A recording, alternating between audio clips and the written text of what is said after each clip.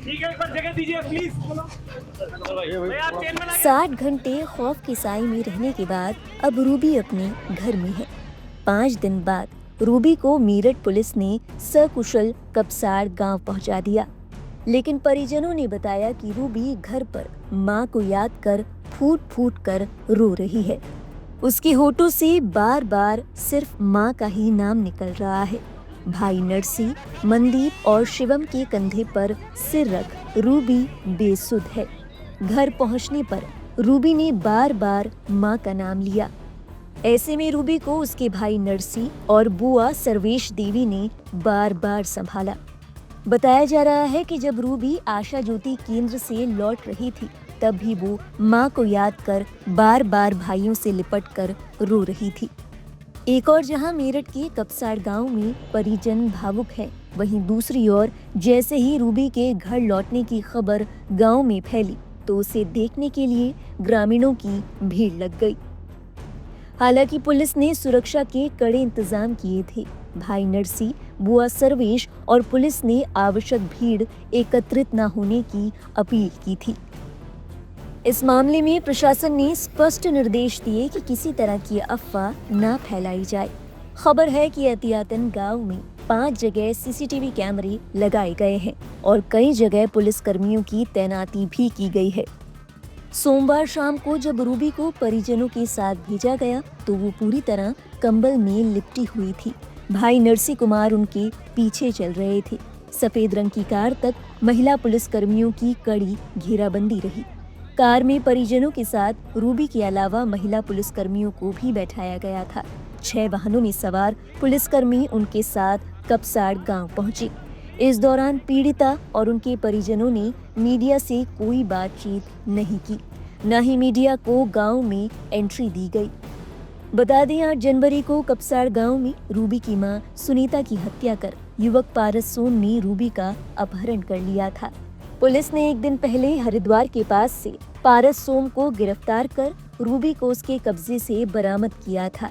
Court में बयान दर्ज होने के बाद रविवार को रूबी को आशा ज्योति केंद्र भेजा गया था और अब रूबी को उसकी इच्छा के मुताबिक घर वालों को सौंप दिया गया।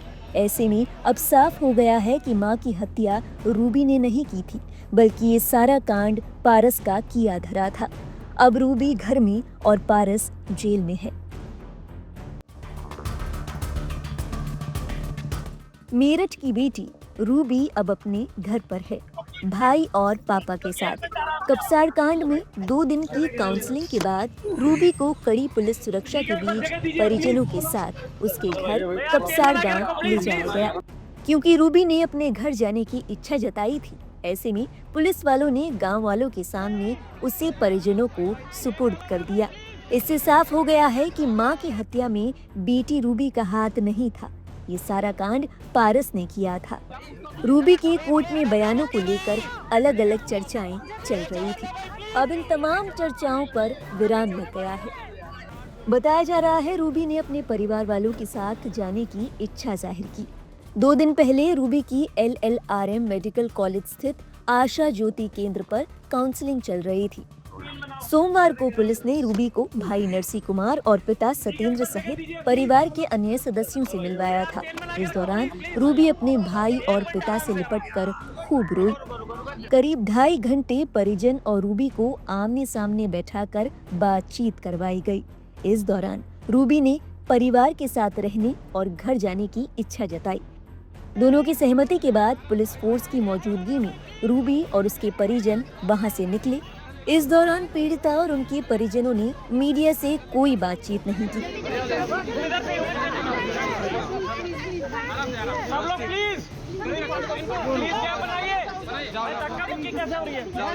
रूबी मुंह पर शॉल लपेटे पुलिस की सुरक्षा में आशा ज्योति केंद्र से बाहर निकली।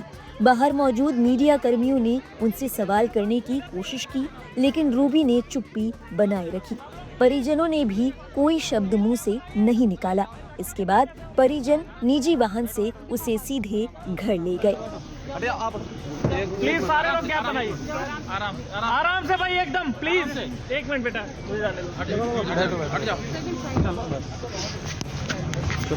रात करीब 8 बजे रूबी अपने गांव कपसाड़ पहुंची। वहां बड़ी संख्या में ग्रामीण रूबी को देखने के लिए पहुंच गए, लेकिन पुलिस फोर्स ने ग्रामीणों को उनके घर के आसपास नहीं आने दिया। इसी बीच मीडिया को भी उस इलाके में एंट्री नहीं दी गई। लिखा पढ़ी के बाद सीओ सरधना आशुतोष कुमार ने रूबी को परिजनों के सुपुर्द कर दिया।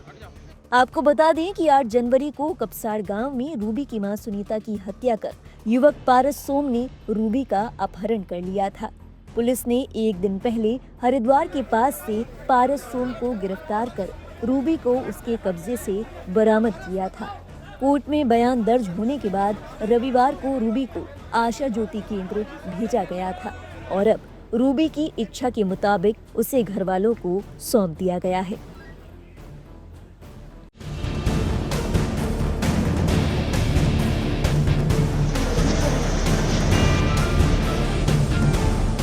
नमस्कार, लाइव हिंदुस्तान देख रहे हैं आप। मेरठ के कपसाड़ कांड का वो सच सामने आ गया है जिसका सबको इंतजार था। एक बेटी का दर्द सुनकर आप दंग रह जाएंगे। रूबी ने कोर्ट में सारा सच बता दिया है। मेरठ की बेटी के साथ 60 घंटे क्या हुआ, उस पर क्या गुजरी, चलिए आपको बताते हैं। जिस माँ को उसकी आंखों के सामने काट दिया गया, 4 दिन बाद अब वो दर्द फूट पड़ा। रविवार को जब आशा ज्योति केंद्र में परिवार और रूबी की मुलाकात हुई, परिवार को देखते ही रूबी खुद को संभाल नहीं पाई। पिता से लिपटकर काफी देर तक रोती रही। पिता ने कांपती हुई आवाज में बस एक ही सवाल पूछा, मेरी बच्ची, तुझे तो कोई नुकसान नहीं पहुंचाया? इस पर रूबी ने कहा कि पापा, मैं कितनी अभागी हूँ कि अपनी माँ का आखिरी बार चेहरा तक नहीं देख पाई। कोर्ट में बयान दर्ज कराने के बाद पुलिस रूबी को आशा ज्योति केंद्र लाई। इस मौके पर सीओ सरधना आशुतोष कुमार खुद रूबी के पिता सतेंद्र, भाई नरसी, शिवम और चचेरी बहन सर्वेश को उससे मिलाने पहुंची। इस दौरान पिता, भाई और बहन सबकी आंखें नम थी। आइए आपको बताते हैं कि परिजनों से रूबी ने बात करते हुए इस घटना के बारे में क्या कुछ बताया। रूबी ने कहा, मैं अपनी दोनों सहेलियों के साथ गन्ना छिलने पिता के पास जा रही थी और मेरी माँ सुनीता भी पीछे पीछे आ रही थी। तभी रजवाहे के पास गन्ने के खेत से पारस अचानक निकल कर आया। उसके हाथ में फरसा था। मेरी सहेलियां डरकर भाग गई। पारस ने मेरा हाथ पकड़ लिया और मुझे जबरन खींचने लगा। मेरी माँ सुनीता ने विरोध किया तो पारस ने गुस्से में फरसे से उन पर वार कर दिया। मैं हाथ जोड़कर उसे रोकती रही, उसके आगे गिड़गिड़ाती रही, लेकिन वो नहीं रुका। माँ जमीन पर गिर पड़ी और उसके बाद मुझे घसीटते हुए पारस गन्ने के खेत में ले गया। रूबी ने आगे कहा, मैं किसी तरह छूटकर रजवाहे में गिरी, लेकिन पारस भी कूद पड़ा। उसने तमंचा दिखाकर धमकी दी और कहा कि जैसे तेरी माँ को मारा है वैसे ही तेरे पिता और भाई को भी मार दूंगा। डर के मारे मेरी आवाज तो गले में ही अटक गई। करीब 1.5 घंटे तक वो ठेके के पीछे गन्ने के खेत में उसने मुझे बिठाए रखा। डर और सदमे की हालत में उसके साथ मैं गंग नहर पटरी तक चली गई। वहाँ तमंचा दिखाकर पारस ने एक ट्रेन को रुकवाया। अब पहले मुझे खतौली और फिर दिल्ली ले गया। वो चादर में तमंचा छिपाकर मुझे बार बार दिखाता रहा, इसलिए मैं ट्रेन या रास्ते में शोर नहीं मचा सकी। फिर वो मुझे दिल्ली से वापस ट्रेन के जरिए खतौली ले आया। यहाँ से वो मुझे हरिद्वार ले जाने का प्लान बना रहा था। मैंने घर पर बात करने की जिद की तो पारस ने एक परिचित से फ़ोन लेकर किसी डॉक्टर से बात करवाई। इस दौरान पुलिस तक सूचना पहुंची और हम दोनों पकड़े गए।